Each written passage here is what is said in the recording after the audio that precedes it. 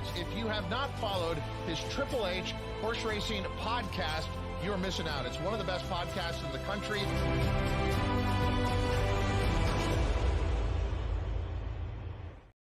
Good evening and welcome to episode 21 of Horsin Around right here on the HHH Racing Podcast. I am your proud host, Howard Kravitz, along with tonight's co-host of this show and of Bet and Boozin', good friend Patrick Kunzel. We are here to talk about mainly the Preakness Stakes and what it means going forward, including a little early talk about the Belmont Stakes, but also taking a quick look at the Black-Eyed Susans as well, the filly race that occurred on Friday. Please make sure you hit that subscribe button on the bottom right-hand side of the screen. Smash that like button. We greatly appreciate it. Hit that notification bell in the top right-hand corner of the screen on the YouTube channel. Also, which will send the YouTube algorithm right to the HHH Racing Podcast. You can follow me on X right there at HKravitz. And Patrick's got it right on his name tag as well, at Patrick Kunzel. You can also email me, hkravitzhorse@gmail.com. You can listen to this on Apple Podcasts, Spotify, and Anchor. We got a great tip sheet. Look below the video player for information about that in the description. Just click that show more button. We also have a fantastic website, hhhracingpodcast.com. And we are on Instagram, instagram.com/HHH Racing Podcast. Mr. Kunzel, it was an interesting weekend. How are you, sir? I'm doing well. It sure was. The weather did not help anybody's case, in my own opinion. But for better or for worse, let's talk about the things that arose on what was an interesting Preakness day. Well, a little drizzle's not going to hurt, your concert going. That's for sure. No one's going to stop you from going to those fun concerts that you went to. Saturday night, I believe, with your girlfriend and sister, correct? So that was one of the highlights of the weekend at MetLife Stadium, I believe. Yeah, thank God for Morgan Wallen putting on a nice show on Saturday night, because it would have been, if I was home, that would have gotten pretty ugly quick. There you go. If you're a country music fan, go ahead and put it in the chat. Here we go, Patrick. Let's start the chat. Who is your favorite country music singer? Right? I'll go with Willie Nelson. I don't know. I'm not really a country. Wait, he's one of the best of all time, though. No, and he's a little old school. Anyway, exactly.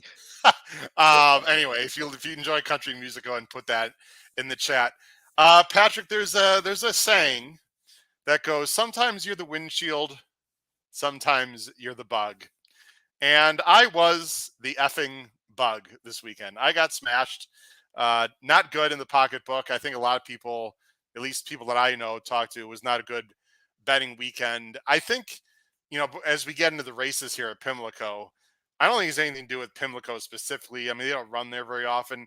I'm just not a big fan in general of wet tracks and soft turf courses. I just think weird shit happens, for lack of a better word. I also may not have handicapped very well. I mean, obviously that's, bad luck. You can chop it up to a lot of things, but whenever you have off tracks and wet turf courses that horses, even the trainers aren't sure how they're going to run, you're probably going to get some weird results. And that's what happened, especially the last two races of Preakness Day on Saturday.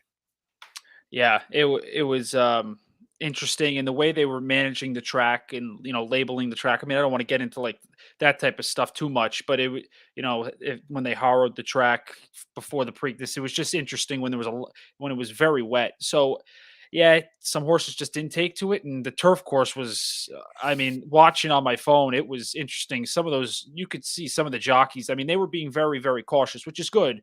But it was, it got pretty interesting to watch.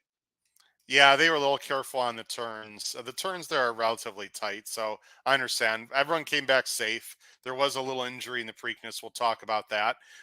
We got great people in the chat. We've got Tom Espinosa's here. Paul, hello, my fellow Crownsway comrades. What's up, Paul? Crownsway Racing has a lot of runners running on this weekend, apparently, at Churchill. We haven't got confirmation, but a lot of Crownsway runners running at Churchill. Tom Espinosa, not a big fan, but Garth Brooks puts on an awesome show. Have you seen Garth Brooks in person? I have not, but I've heard plenty of songs from him. All right. He's solid. Let's see. Penn State Scott is here.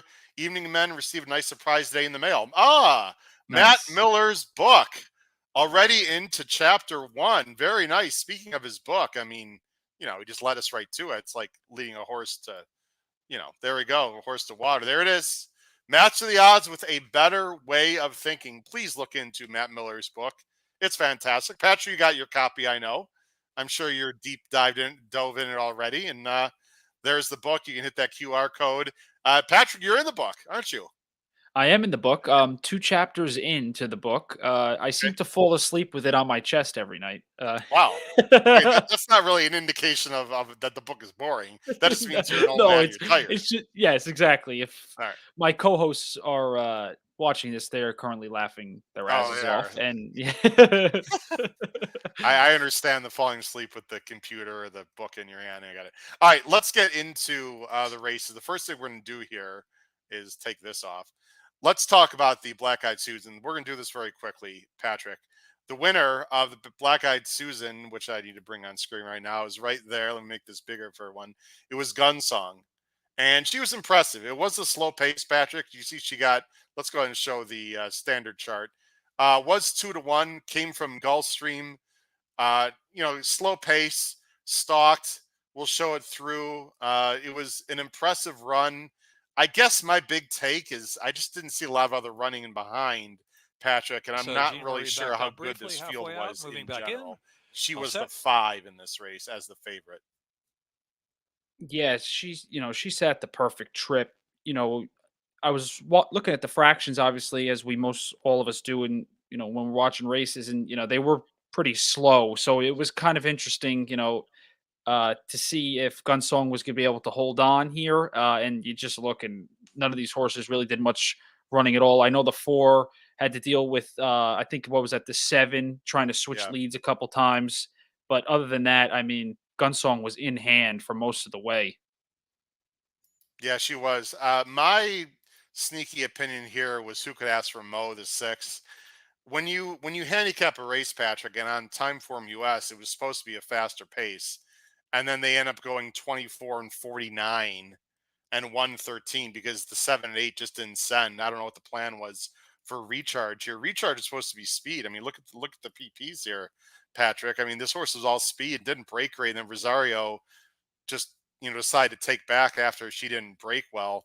To me, that really changed the whole complexion of the race. I still think uh, that the number 6, who can ask for Mo? Let's see how she closed. She closed best of anyone. The horse finished 4th. That's a final 8th in 12.4. That means a little bit to me. I still think who could ask for Mo is a little bit interesting in the right situation. Sort of like how Power Squeeze won Patrick in the right situation for me at Gulfstream.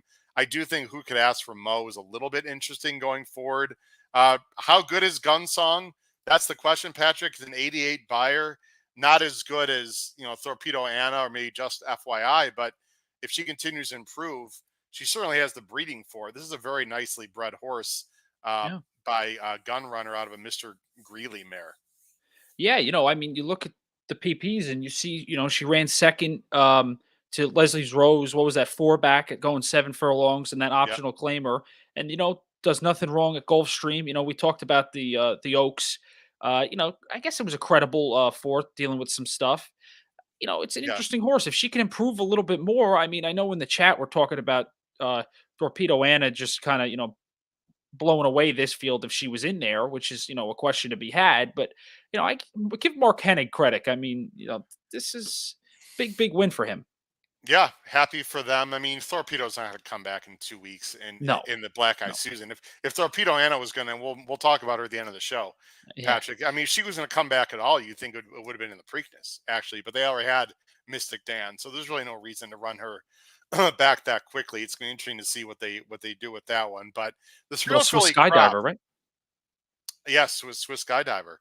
The 3-year-old filly crop, which didn't look great earlier in the year, is starting to look better and better every time they run. I think Mhm. Gunsong can be a factor. It also flatters Ways and Means. So for those of you that like Yeah. Ways and Means, who got caught up in a very tough trip and race at Gulfstream and still ran well, and I thought ran pretty credible in the Oaks into a fast pace and was wide, blah blah blah.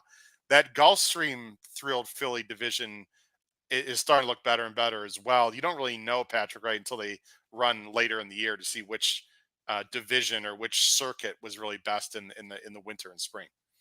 Oh yeah, 100%. I'm excited to see how the Acorn shakes out, because I think that should be a nice salty field. Yes, the Acorns can be very interesting. Speaking of your co-host, you know who's going to chime in and give you some crap. Noah's wondering, was that at 7:30 at night when you were falling asleep with the book? Any Oh thoughts jeez. for Noah? Give me a little benefit of the doubt, maybe 9 o'clock. Everyone's going to understand Patrick's a full-time working man now, so I mean he's starting to realize that hey, it's not that easy. Let's see, we got Rodney's here. He's got a comment about the Preakness, but we're gonna hold off on that for a little bit. Oh, here, look, this is a new person in the chat, Patrick. I've not seen. We get Todd Harmon. How about Dwight Yoakam, the last of true country music? Okay, I've heard of him. I don't. Are you familiar with him? No, I guess I'm not. not familiar with them, so you can. Okay, all right. Must be in the Wayback Machine there. Let's see here. Looking to see who else. Looks like Gunsong might be pointing to the Acorn. So there you go, from Matthew Chimura. So I think we don't really too much else to talk about there. Corposo was on the wrong lead. She's got some things to work out. So congratulations to Mark Hennig and Gunsong. Who rode Gunsong in that race? I'm trying to Johnny see V, here. I believe. Johnny V. Pretty good jock. Pretty good. He had a good weekend, I He did. recall. He sure did. Let's get into Preakness, Patrick. And there's a lot of things to talk about here. We're going to talk about the Preakness.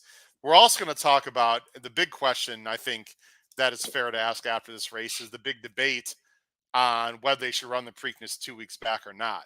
Because some very, very interesting things happened, good and bad, in my opinion, based on what happened. Then we'll talk a little bit about the Belmont. Before we get into the Preakness, let me just set up something I put out on X. I don't know if you saw it, Patrick, or people knew, but I was involved in a big live money contest that ExpressBet put on. And I struggled a little bit early, but made a nice move with a double of Corporate Power and Fluffy Socks. And I was in the top 10 of the contest with 144 entries for the last 4 or 5 races. I was right there to try to get my second BC seat. I ended up going all in a win bet on Tuscan Gold. I have no regrets on that. It just didn't work out, as everyone knows by this point. But,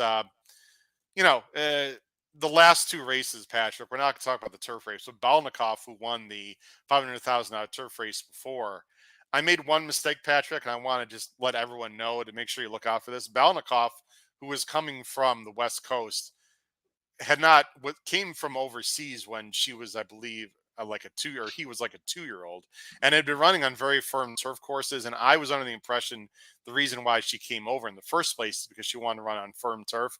What I didn't do, Patrick, that I'm a little bit upset with myself, is I didn't go all the way back to the beginning races of his career when he was in Europe and actually ran well on soft turf.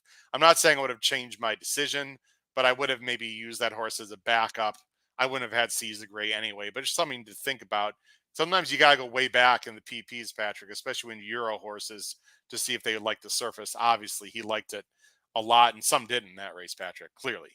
Yeah, and that's something I'm learning with my handicapping too, is, you do kind of, in big races with quality horses, you do need to revert back deeper in those PPs, add a couple more lines. I know you could hit show 6, show 12, show all lines, because you do need to look at those, because sometimes horses, even the type of turf course that it's on, whether it was soft that day, Balnikov definitely proved me wrong and a lot of people wrong.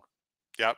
And then this horse proved me wrong. And what a story, Patrick. I mean, look, Seize the Gray winning. And can we talk about TC Markham in the chat? I mean, this is awesome. Hold on, I got to bring this up. Let's bring this on screen. Patrick, our fans are just awesome. And I put this on X today. We're close to 2,300 followers on X and approaching 4,000 subscribers on YouTube. If you have not subscribed to our YouTube channel or followed us on X, which is at H Kravitz right there, please do so. But just an example of how cool our fans are. TC Markham, who can't be with us tonight, he said, I won't be around for the video, but he liked Seize the Gray in the chat in the Preakness video. So he's giving us a $2 win bet. He's throwing $21.60 to the podcast. TC, you are a mensch, as people in my tribe would say. Thank you, TC. Really, how many White Claws is that, Patrick? Exactly. Well, it's more than one. All right, well there you go. Well, now we, unless we're at Saratoga, that might be just one. I don't know. We'll see. Speaking But about a drink, I think Dr. Jeff has something in the chat for you. yeah, actually, that's not Doctor Jeff. That's a different. That's Jeff Moore, but Jeff Amster, Oh, I'm different Jeff. thinking of That's the wrong. okay. You're right. I Here's I my I, I drink. drink me too. All right. Doesn't Balnikov sound a little female-ish though? Like the name? I don't know. A little bit, yeah. Maybe it's the OV at the end makes it sound like it's anyway. No excuses. All right. Seize the Gray. This is an incredible story, Patrick, for a lot of reasons. First of all, the coach, Dwayne Lucas. Now, Patrick, you've only been in this game for 4 or 5 years. Obviously, you've heard Dwayne Lucas, when you started betting, etc. This guy's a legend, and he was basically Bob Baffert before Bob Baffert in the 80s for the most part, and into the early 90s. The guy just won everything, and he was really good, and he was sort of one of those imposing trainers who like to have speed horses a lot. The guy's 88 years old. He just trained the Preakness winner. It's just unbelievable. Seize the Gray. I didn't like this horse at all. I have to be honest. I've absolutely no idea where this effort comes from. But he won at 2160. Clearly, he handled the mud. When you look at his PPs, that 100 just sticks out like a sore thumb. Now, I will say, Patrick, and we'll show the replay in a second. The Pate Mile, which is another race that a lot of people lost money on. So Seize the Gray cost me a lot of money in the Derby day and on Preakness day. He ran well in the Pate Mile, but no one closed in that race, Patrick. It was a fast pace. He was up close to it, but Vlahos, who finished second, was even up in more in a hotter pace than that. So the pace didn't really collapse. No one really closed. I don't know what to make of the Pate Mile. I wasn't really blown away by it. Then he runs 100 2 weeks later in the slop. I just don't know where it came from. If people had Seize the Gray in the chat, congratulations, you're smarter than me. I don't know where it came from, Patrick, but what was Imagination doing? Let's show the beginning of the race, right? This is the big question. I know Kyle Roscoe was not too happy with it. I think he broke okay. I think he broke okay. Let me make this smaller. But as you were watching the race and you saw Dettori just sort of be happy to sitting outside of Seize the Gray, what were you thinking here, Patrick? Again, Seize the Gray is the 6th. Imagination was supposed to go to lead and just didn't. Yeah, it was almost like, Frankie was content on going to the lead and thought he was going to get the lead. And Seize the Gray just pretty much with Torres aboard said no. And Frankie was like, okay, I'm going to hang 3 or 4 wide around the first turn. He's and got a into big the hold here. Like he could have gone on if he wanted to, couldn't he, Pat? I thought. I Yeah. don't know. Yeah. I guess maybe they thought the kickback was going to be a problem too. So they didn't want to tuck in with the horse. I don't know. It was very, very interesting. And, reading after the race, listening to, Wayne Lucas talk about how he knew right away when they got into that second turn that his horse was going to be a tough son of a gun to beat then. It was interesting. They won 24. That's reasonable. The pace was reasonable. Yeah. Now, if you listen to the show, Patrick, on Thursday, and everyone knows who's listening right now, I did not like Imagination at all. So I was right about that. At least I can feel good about that. I didn't get it with this horse. I never thought he was that good. I didn't think he beat much on the West Coast. Everyone was like, well, it's Baffert, it's Frankie. You still got to have the horse. I didn't think the horse wanted the distance. I personally think Imagination could be a very good miler, Patrick. I'd like to see him maybe going 7 furlongs or a mile. He feels like the West Coast version of Timberlake to me.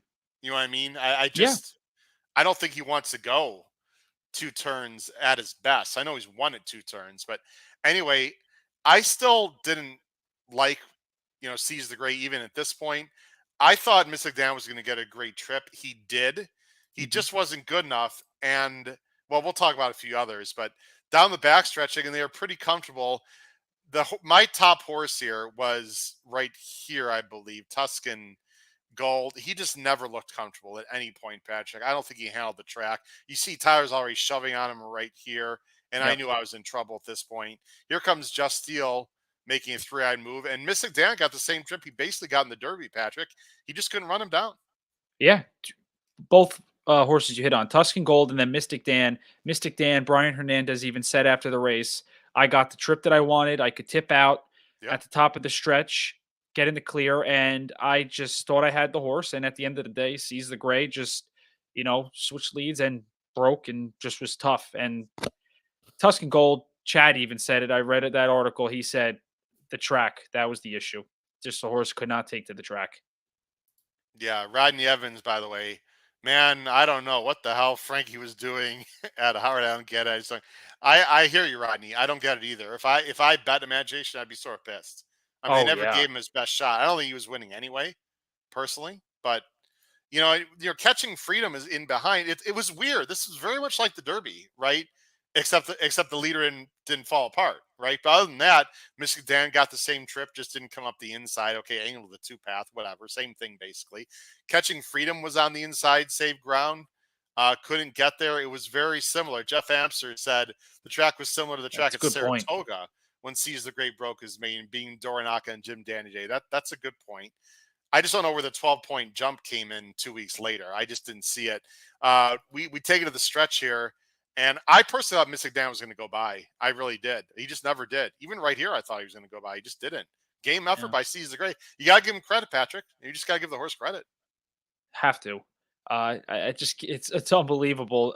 Because I don't know. I mean, obviously being in the game for a couple of years now, Wayne Lucas, didn't go off the map, but he kind of was quiet for a little while, and Yeah. this year he seems to just came back on the scene like crazy, and this is awesome. I mean, Larry Colmus's call was great, so Yep. listen, it's a good story, but Yeah. for my opinions, it was just not the greatest. Yeah. I mean, it didn't work out for a lot of people. Dwayne Lucas was in like 20 now. COVID had something to do with it, but I mean, it looked like he should be retiring in the last like Hmm. year, and it's really been about a year and a half, Patrick, where he sort of had this resurgence. Just unbelievable. Mystic Dan, look, if you said he ran a 97 this race, I would have said he had a shot to win. I think Mystic Dan ran his race. He ran very well, and I don't think he has to be the mud. He ran 100 in the Derby on a dry track, so I don't necessarily think it's the mud with Mystic Dan. I think he's a pretty solid horse. I don't think he's a superstar, but he's a pretty solid horse. Catching Freedom, Patrick, he's run 397s. I mean, there's nothing wrong with the 97 buyer, but you do want to see progression, right? I mean, he'd be a bet against me in the Belmont, which we're going to talk about in a few minutes. What's your feeling on Catching Freedom? I don't think he's topped out. I know it looks that way. You think he has more upside, but he's just not showing it yet. Yeah, he's the type of horse that I usually would like, but I just for some reason haven't really latched on to that horse. If I were to say, if I'd rather have Catching Freedom or Just a Touch for the rest of their 3-year-old campaign, I would take Just a Touch. If Hmm. that's Yeah. putting it in that question. But Tuscan Gold, we're going to talk about it. What do Go they ahead. do with him? I mean, you get a dry track in the Belmont. I bet you Chad's thinking to send the horse to the Belmont after this performance because he doesn't believe what he saw. He'd never been on a wet track. Now, there was some wet track breeding, but he'd never been on a wet track. It just seemed like he didn't handle the surface. I could just tell the way he was running, and he still ran fourth. So let's just say this right now. By the way, we love our viewers. Where's Joseph, Patrick? I don't see Joseph in the chat tonight. Yeah, So I'm just Joseph Peel, the one who is Joseph, one of our great fans, dedicated listeners, and we appreciate his viewership. Love Mugatu. I have no idea why, who DNF'd.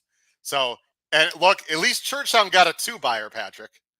So I'll just say that inside joke. exactly. Patrick knows what I'm talking about. I think Tuscan Gold is a runner. I just don't think he handled the track. I'd love to see this horse go to the Belmont. And I know Chad's got another runner.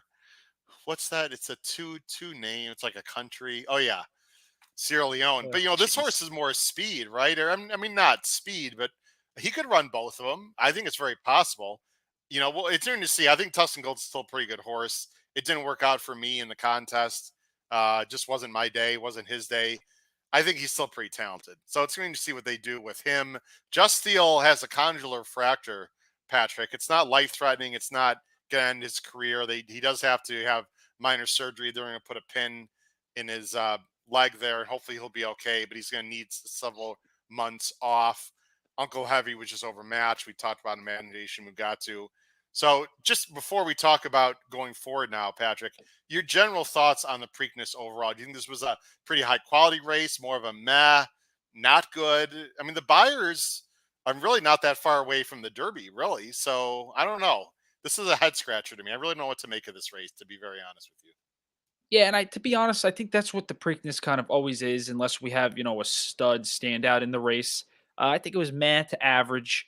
We're going to talk about what we think of the Preakness 2 weeks, Yeah. after the Derby, and that's just, I think that's just what it. The Preakness is one of those races where either like a star is born out of a barn, a big barn that didn't get a chance to run in the Derby or is kind of developing slowly, or someone that's going to set themselves up for the Triple Crown. And it's just funny to think what we could be talking about right now if it was for Mystic Dan, just going by sees the gray. And that's the way it goes in this, in with the Preakness.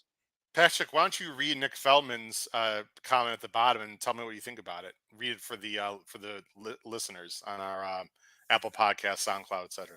Yeah, my thought is Chad would definitely put someone else in the Belmont to make sure no one walks up front for Sierra Leone.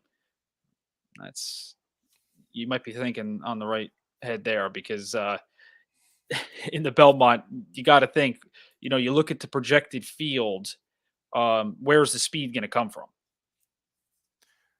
Well, I think there could be a lot of speed, actually. We'll see. Chad's not really the kind of guy that puts rabbits in there. Even on Yeah. turf races, he doesn't really do it. So, and for anyone that thinks that Tuscan Gold would be in there as a rabbit is crazy. First of all, he's not really a speed type. He's more mid pack. And number two, I would think Tuscan Gold would actually have an outside shot to win that race. At least me personally. So, and he's gonna be double digits in that race, Patrick. So if he goes, I don't know what the plan is, to be honest. We're just talking here. Yeah. All right, let's answer two questions in the show. Number one, the Preakness coming back in 2 weeks. We could have an hour show on that. Patrick, the horse that finished 1, 2, 3 all ran 2 weeks ago, which is very interesting. And Acacia Clement mentioned that. Andy Serling mentioned it. A lot of people mentioned on X. Does that mean the horses should run back in 2 weeks? And does that mean the Preakness should be 2 weeks after the Derby, as has been tradition?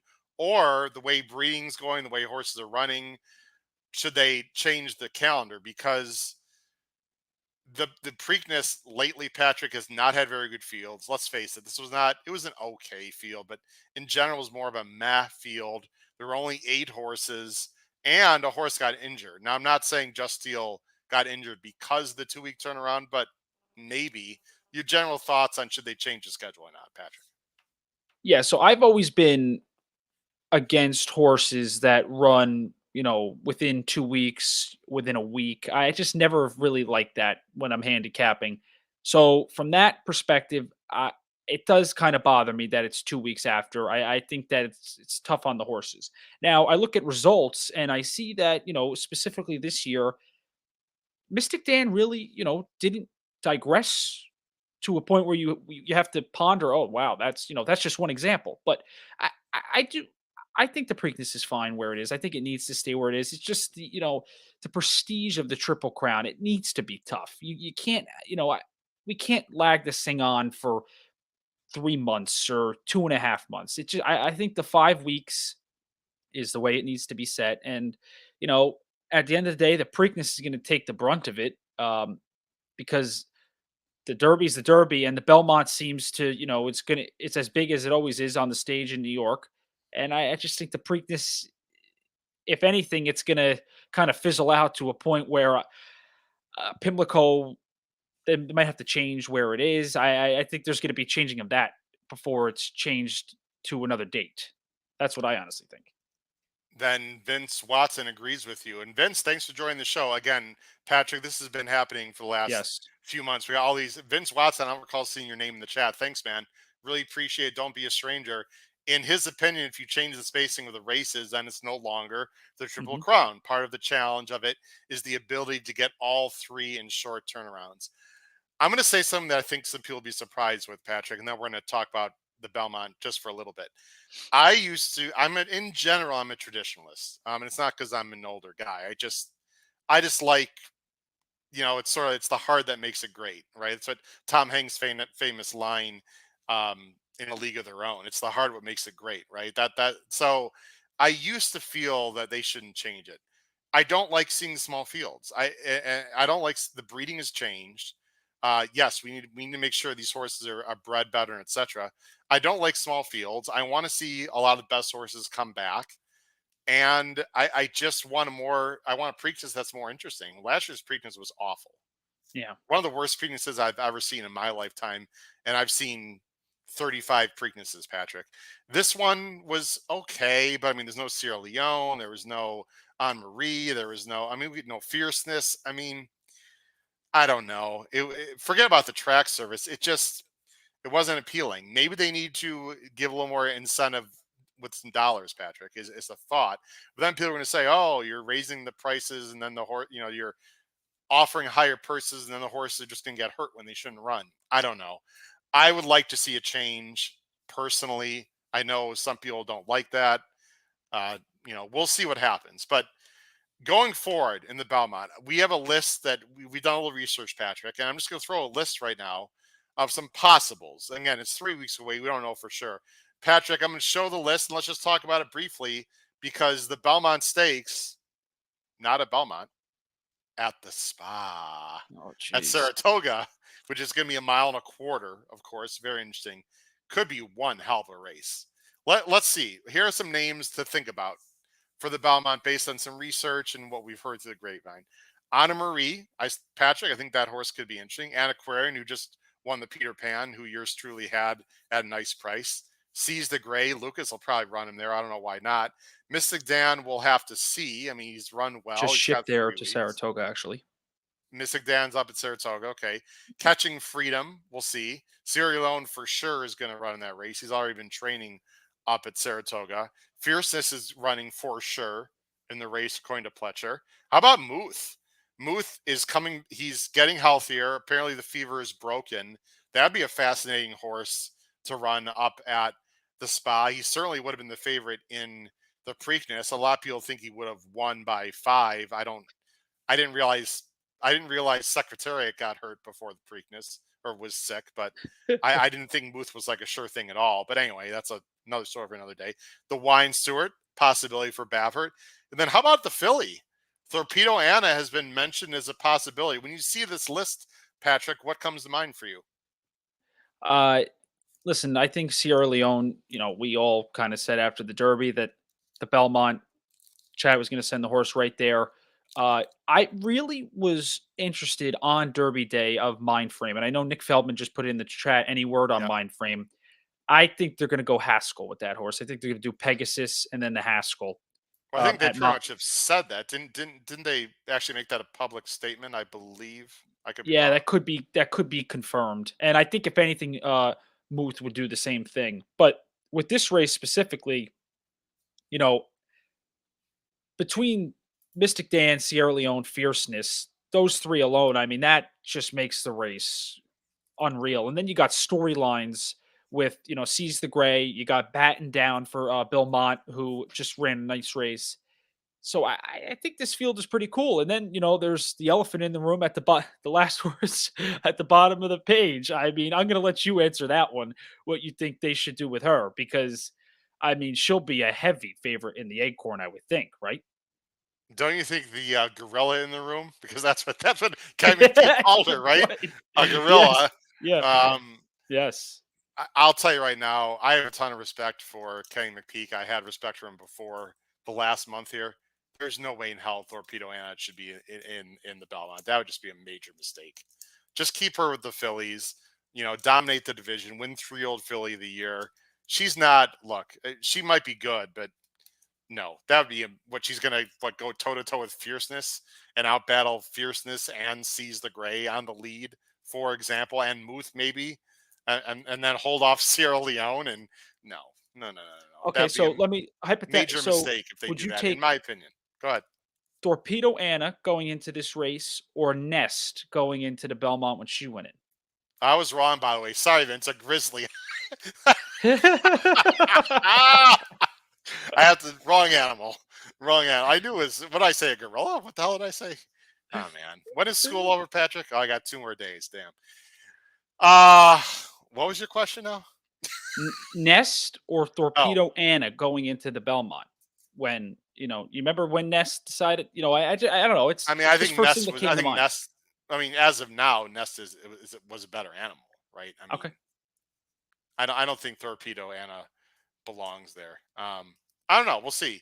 Mindframe is very talented, but like you said, they're going the Joy Z route apparently, from what I understand, which is probably a good idea. It's gonna be 1.25 miles. You love the spa. Your family has a house not too far away from Saratoga, about half an hour away or so. So, but you're not. You're not gonna be up there, are you? For the no. I'm not going to be taking part in the festival. Okay. It's going to be interesting to see what that is like. I'm sure it's going to be unbelievable, but part of me thinks that it's going to get a little hectic up there at the spa. Oh, it's gonna be great. By the way, if I were Brad Cox, I would not go to the Belmont Catching Freedom. I agree. I Oh, you do. I just give him rest. The Haskell's not really a closer kind of track.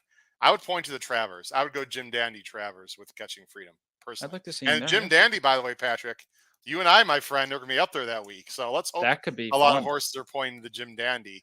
That's going to be a lot of fun. It's going to be interesting to see who goes to the Dandy route and who goes to the Haskell route. Any final thoughts on the 3-year-old boys or girls at this point, Patrick? It's going to be a hell of a year. I guess the leader in the clubhouse is Mystic Dan, I suppose, right? Won the Derby and second in the Preakness. I mean, right now, Mystic Dan is the leader of the 3-year-old division. I still have a hard time believing Mystic Dan will win 3-year-old male of the year. I just think I have too much love for Sierra Leone. Maybe a mind frame just going to blow them away in the second half of the year. I don't know. It's going to be interesting to see. But Mystic Dan is certainly the leader in the clubhouse, so to speak, Patrick. Yeah, I agree. And I think that, you hit on Mind Frame. I think there's going to be a horse who, the answer should probably be Mind Frame. That's going to kind of come out and, prove it on the big stage in one of the big races, whether it's the Belmont, Haskell, Jim Dandy, and then into the Travers. But then, the Fierceness or the Sierra Leones of the world are going to show up and they're going to win one of those races. And we're all going to look at each other when Sierra Leone crosses the finish line in the Travers in the Midsummer Classic and, all shake our heads at what could have been. I've heard some people thinking Sierra Leone's a bet against in the Belmont, by the way. And I get it. Well, I get it because they got to figure out his lucking and issues, Yes. I mean, and Saratoga's got, and that doesn't have tight turns, but I Just mean, think if Belmont, he's gonna have to figure it out. Well, in the Belmont, going 1.5 miles, oh, and closers don't usually win that race, by the way. But I don't think he's like a dead closer. Those yeah. wide sweeping turns, oh my goodness, Sierra Leone would have just completely eaten that up, I would think. Yeah. I don't know. We'll see, man. It's gonna be very exciting. Patrick, appreciate you coming on, talking a little Preakness weekend recap. This week, ladies and gentlemen, just to let you know, it's gonna be a little bit different. We're gonna talk about it. We're still gonna go bet and booze on a Wednesday and picks and ponies on Thursday, but we're gonna have a special show, it looks like, on Memorial Day morning,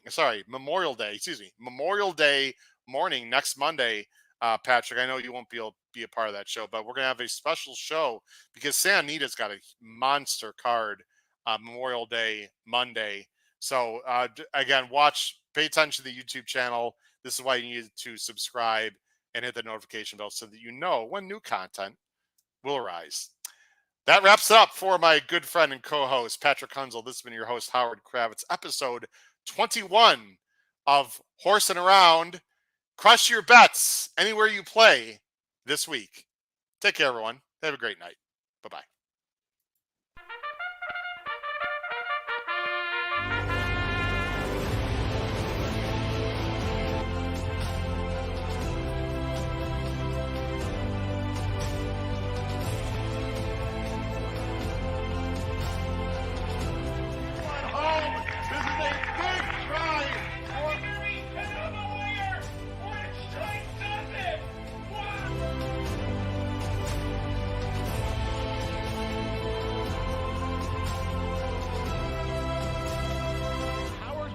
If you have not followed his Triple H horse racing podcast, you're missing out. It's one of the best podcasts in the country.